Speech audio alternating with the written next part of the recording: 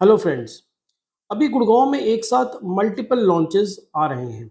जहां बिरला का project SPR road पे सेक्टर 71 में आ रहा है, वहीं आशियाना अपना प्रोजेक्ट सेक्टर 80 में लेकर आ रहा है। और साथ साथ अब सन सिटी भी सेक्टर 78 में अपना एक नया प्रोजेक्ट प्लान कर रहा है। लेकिन इन सब के बीच में जो सबसे ज़्यादा चर्चा में है वो एमआर का नया प्रोजेक्ट है, जो कि न्यू गुड़गांव के सेक्टर 86 जैसी प्राइम लोकेशन पर एक बड़े लैंड पार्सल के साथ लॉन्च हो रहा है। और इसका रेरा भी आ चुका है। ये जो प्रोजेक्ट आ रहे हैं इनमें से जो बिरला का, आशियाना का और सनसिटी का है, ये सब इनमें से भी रेरा अप्लाई किया गया है। अभी रेरा का अप्रूवल पेंडिंग है। लेकिन जो एमआर का सेरेनिटी हिल्स के नाम से सेक्टर 86 में आ रहा है, इसका रेरा आ चुका है और इसकी सारी डिटेल्स अब अवेलेबल है। तो आज हम डिटेल में समझेंगे कि एमआर का 86 सेरेनिटी हिल्स में ऐसी कौन सी बातें हैं जो इसे एक स्ट्रॉन्ग प्रोजेक्ट बनाती हैं, और वो कौन से पॉइंट्स हैं जहां पर आपको थोड़ा सोचना चाहिए। और आखिर में ये भी देखेंगे कि आपको इस प्रोजेक्ट में इन्वेस्ट करना भी चाहिए या शायद थोड़ा सा वेट करना बेहतर रहेगा। तो कंक्लूजन जानने के लिए वीडियो को आखिर तक ज़रूर देखिए, और अगर चैनल सब्सक्राइब ना किया हो तो अभी कर दीजिए, क्योंकि आगे आने वाले दिनों में इस प्रोजेक्ट से रिलेटेड कुछ और इन्फॉर्मेशन और इसके साथ साथ जो और भी प्रोजेक्ट मार्केट में आ रहे हैं उनका हम डिटेल ब्रेकडाउन लेकर आएंगे।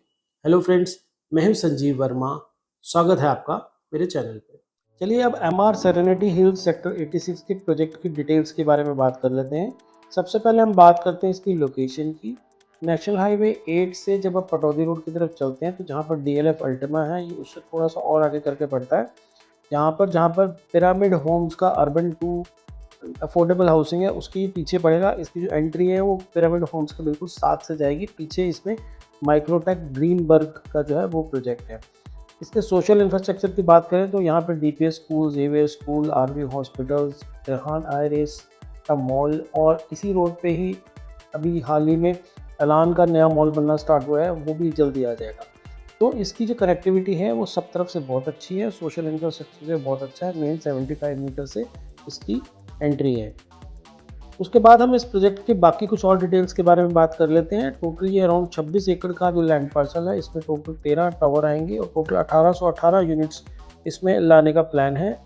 डेंसिटी जो है इसमें लगभग 70 के आसपास आएगी। अभी जो ये फेज़ 1 लॉन्च हो रहा है, ये 15.217 एकड़ का जो है ये लैंड पैच है। इसमें टोटल अभी 7 टावर अनाउंस किए गए हैं, जिसमें 997 यूनिट्स आएंगी। ग्राउंड प्लस 32 और ग्राउंड प्लस 39 दो तरह के टावर्स इसमें आएंगे।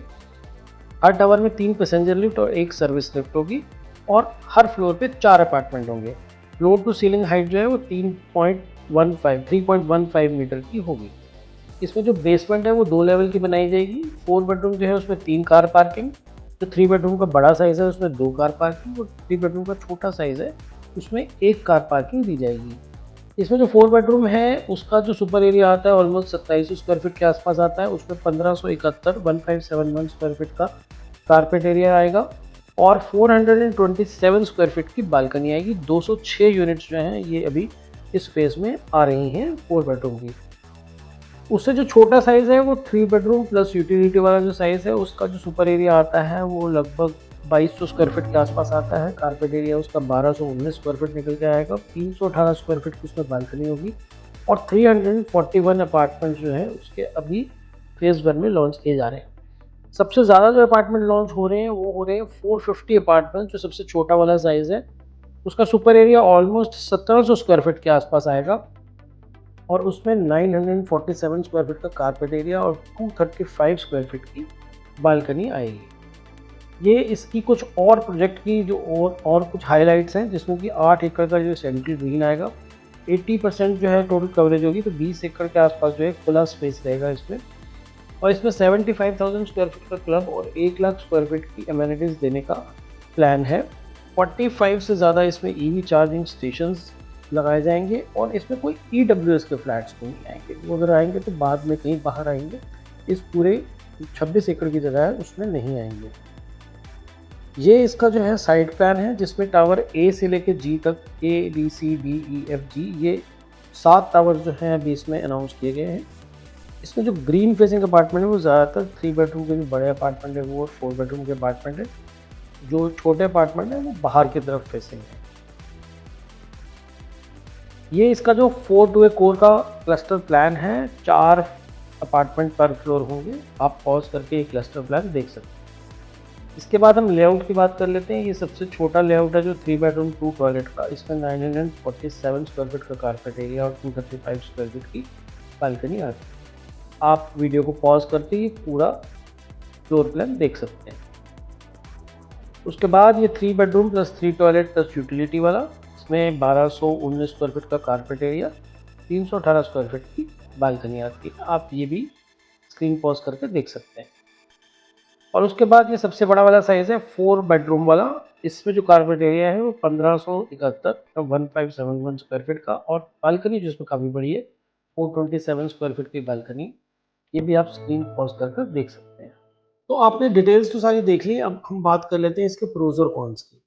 प्रोज में जो सबसे पहली चीज़ आती है वो आती है इसकी जो प्राइम लोकेशन है, क्योंकि बिल्कुल मेन 75 मीटर रोड पे है, डीएलएफ अल्टिमा वाली रोड पे ही है, और इसकी जो मेन रोड से अप्रोच है वो इसको एक बहुत ही प्राइम लोकेशन बनाती है। सेकेंड पॉइंट है इसका स्ट्रॉन्ग सोशल इंफ्रास्ट्रक्चर। आसपास का इंफ्रास्ट्रक्चर बहुत ही स्ट्रॉन्ग है, क्योंकि आसपास बहुत सारी सोसाइटीज़ हैं जहाँ में लोग रह रहे हैं। यहाँ पर सारी मार्केट, स्कूल्स, हॉस्पिटल्स, हर चीज़ आपको अवेलेबल है। तो यहाँ पर आपको रहने में कोई प्रॉब्लम नहीं आने वाली। इंफ्रास्ट्रक्चर बहुत अच्छा अभी से ही मौजूद है। तीसरा जो पॉइंट इसके एडवांटेज में जाता है वो है इसकी कनेक्टिविटी।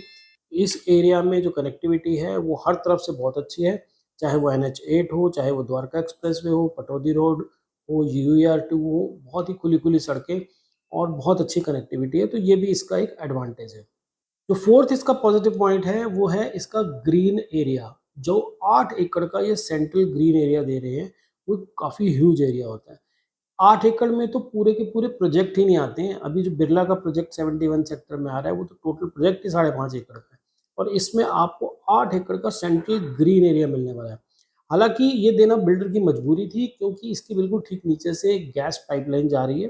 हालांकि वो कोई ऐसा सिक्योरिटी हैजर्ड नहीं है, आपके लिए कोई इसमें प्रॉब्लम नहीं है, क्योंकि इनके पहले भी प्रोजेक्ट में और भी कुछ प्रोजेक्ट्स में ऐसी जो पाइपलाइन है वो नीचे से जाती है, और उस पे जो है उसके आसपास जो है इतना ग्रीन एरिया छोड़ना कंपलसरी होता है, वो गवर्नमेंट के नॉर्म है। इसी वजह से इसमें इतना बड़ा सेंट्रल ग्रीन एरिया छोटा हुआ है, और लेकिन वो अल्टीमेटली जो रेजिडेंट्स हैं उनको बेनिफिट तो हो गए। इसके बाद जो इसमें जो फिफ्थ पॉइंट आता है वो अमेनिटीज़ को लेकर आता है। यहाँ पर आपको जो है काफ़ी सारी अमेनिटीज़ मिलेंगी। 1 लाख स्क्वायर फीट के आसपास की अमेनिटीज़ जो हैं, क्लब हाउस और अमेनिटीज़ जो हैं वो बिल्डर आपको प्रोवाइड करा रहा है, जो कि इसे एक प्रीमियम प्रोजेक्ट बनाता है। इसके अलावा इसमें जो स्पेसिफिकेशंस वगैरह हैं वो भी काफ़ी अच्छी हैं। सीलिंग हाइट भी बहुत अच्छी है, अच्छी वेंटिलेशन और लो ग्राउंड कवरेज की वजह से, मतलब 80% ये कह रहे हैं कि ओपन एरिया इसमें रहेगा। तो इनकी वजह से इसकी जो ओवरऑल स्पेसिफिकेशंस हैं वो भी काफ़ी अच्छी हैं। पार्किंग भी ये जो है वो काफ़ी अच्छा प्रोविज़न इन्होंने किया है। जो 3 बेडरूम 3 टॉयलेट वाला जो साइज़ है उसमें 2 कार पार्किंग, और जो 4 बेडरूम वाला है उसके अंदर 3 कार पार्किंग दे रहे हैं। तो ये भी एक अच्छी चीज़ है, जो कि नॉर्मली होती नहीं है। लोग जनरली 2 पार्किंग ही देते हैं 4 बेडरूम में भी, लेकिन यहाँ पर आपको 3 पार्किंग दी गई है, और आजकल 3 गाड़ियाँ बहुत लोगों के पास होती हैं। तो ये भी एक अच्छा पॉइंट है।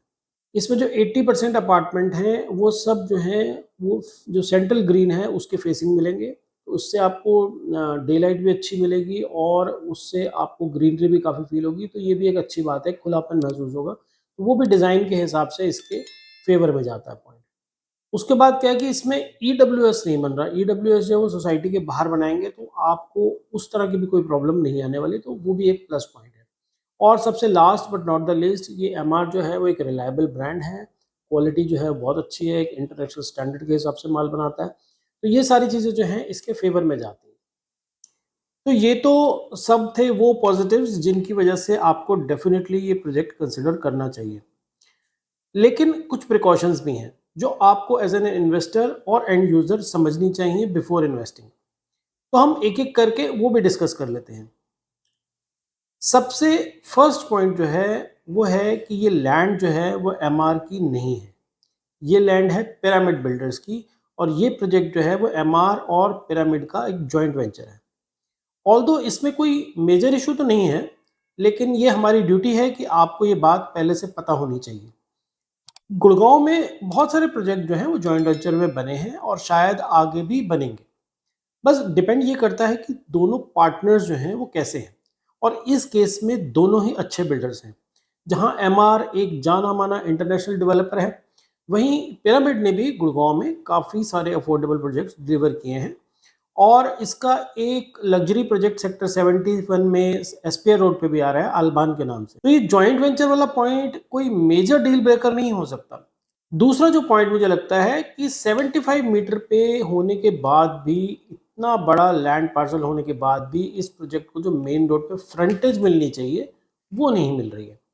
इसकी जो 75 मीटर रोड पे एंट्री है वो प्रोजेक्ट के साइज के हिसाब से काफ़ी नैरो है और जो दूसरी पीछे वाली 24 मीटर वाली एंट्री है वो भी काफ़ी टाइट है considering the size of the project. अगर इसके पास भी डीएलएफ अल्टीमा जैसा फ्रंटेज होता तो ये प्रोजेक्ट की बात ही कुछ और होती। थर्ड जो मुझे इसमें इशू लगा, वो जो इन्होंने 3 बेडरूम और 2 टॉयलेट वाले जो साइज ऑफर किया है वो मुझे थोड़ा लॉजिकल नहीं लगता, क्योंकि अगर प्राइस को देखें तो बायर को वो यूनिट ऑलमोस्ट 3 करोड़ के आसपास पड़ने वाला है और जो होम बायर 3 करोड़ रुपए स्पेंड करेगा वो एटलीस्ट तीनों बेडरूम के साथ अटैच टॉयलेट तो मांगेगा ही, एक्सपेक्ट तो करेगा ही। तो मुझे लगता है कि इस साइज में 2 टॉयलेट होने की वजह से एंड यूजर थोड़ा डिस्करेज हो सकता है। हालांकि इन्वेस्टर्स के लिए शायद ये उतना बड़ा इशू नहीं है, क्योंकि साइज छोटा होने की वजह से टिकट साइज भी छोटा हो जाता है। स्पेशली एमआर जैसा बिल्डर मिल रहा हो, एमआर जैसा ब्रांड मिल रहा हो, तो वो भी इस प्राइस में तो उनके लिए फ़ायदा ही है। और बाद में ऐसे यूनिट्स जो होते हैं वो रेंटल तो ठीक ठाक दे ही देते हैं। बट आप अगर सेल्फ यूज़ के लिए लेना चाहते हैं तो आई थिंक आपको 3 बेडरूम 3 टॉयलेट वाला जो साइज है वो बाय करना चाहिए। फोर्थ पॉइंट है इसकी डिलीवरी को लेकर, क्योंकि ये प्रोजेक्ट काफ़ी बड़ा है और अभी तो इसका सिर्फ फेज़ 1 ही लॉन्च किया जा रहा है और बाकी के फेज़ जो है वो फ्यूचर में लाए जाएंगे। तो मुझे लगता है कि इस पूरे प्रोजेक्ट के कंप्लीट होने में टाइम थोड़ा ज़्यादा लग सकता है। तो जो लोग ये समझ रहे हैं कि ये 4-5 साल में इसको कंप्लीट हो जाएगा, हो सकता है कि पूरे प्रोजेक्ट की कंप्लीशन में 1-2 साल एक्स्ट्रा भी लग जाए। फिफ्थ पॉइंट ये है कि इसके प्राइस को लेकर स्पेशली उन लोगों के लिए जो शॉर्ट टर्म इन्वेस्टमेंट का प्लान बना रहे हैं और इनिशियल पेमेंट करके जल्दी एग्जिट करना चाहते हैं। ऑल्दो बिल्डर ने इस वीडियो के बनने तक एग्जैक्ट प्राइस अनाउंस नहीं किया है, लेकिन जो कुछ लोग काफ़ी टाइम से कह रहे थे कि इसका प्राइस समवेयर अराउंड 15,000 रुपये के आसपास आना चाहिए या आएगा, ऐसा होने के चांसेस अब बिल्कुल नहीं लग रहे हैं। एमआर इस बार एक अग्रेसिव प्राइसिंग के साथ आने का प्लान कर रहा है और अगर ये प्राइस 17-18 हज़ार रुपये के पास आता है तो शॉर्ट टर्म इन्वेस्टर को इससे दूरी बनाकर रखनी चाहिए। तो फ्रेंड्स, एमआर के सेरेनिटी सेक्टर 86 के हमने ऑलमोस्ट सभी पॉइंट डिस्कस कर लिए हैं और कंक्लूजन में मैं यही कहूँगा कि एमआर जैसा ब्रांड इतने बड़े प्रोजेक्ट के साथ इतनी अच्छी लोकेशन पे आ रहा है तो आप इसको इग्नोर तो बिल्कुल नहीं कर सकते। शॉर्ट टर्म इन्वेस्टर्स को मैं सजेस्ट नहीं करूँगा यहाँ इन्वेस्ट करने के लिए, पर अगर आप ये प्रोजेक्ट लॉन्ग टर्म इन्वेस्टमेंट या सेल्फ यूज़ के हिसाब से देख रहे हैं तो डेफिनेटली आपको ये प्रोजेक्ट जो है वो कंसिडर करना चाहिए। पर हाँ, इसके प्राइस पे थोड़ी नज़र रखिए, थोड़ा वेट कीजिए और एक बार प्राइस डिक्लेयर होने के बाद आप हमसे कॉन्टैक्ट कर सकते हैं। हम आपको सभी पैरामीटर्स को ध्यान में रखते हुए एडवाइस कर देंगे कि आपको कौन सी यूनिट लेनी चाहिए। इस प्रोजेक्ट को लेकर अगर आपके मन में कुछ और सवाल हैं तो आप वो भी हमसे पूछ सकते हैं। हमारा नंबर आपको स्क्रीन पे मिल जाएगा, आप उस पर हमसे कॉन्टैक्ट कर सकते हैं या कमेंट बॉक्स में भी अपना क्वेश्चन पोस्ट कर सकते हैं। Thank you for watching this video till and. मिलते हैं नेक्स्ट वीडियो में एक और टॉपिक के साथ, तब तक के लिए गुड बाय।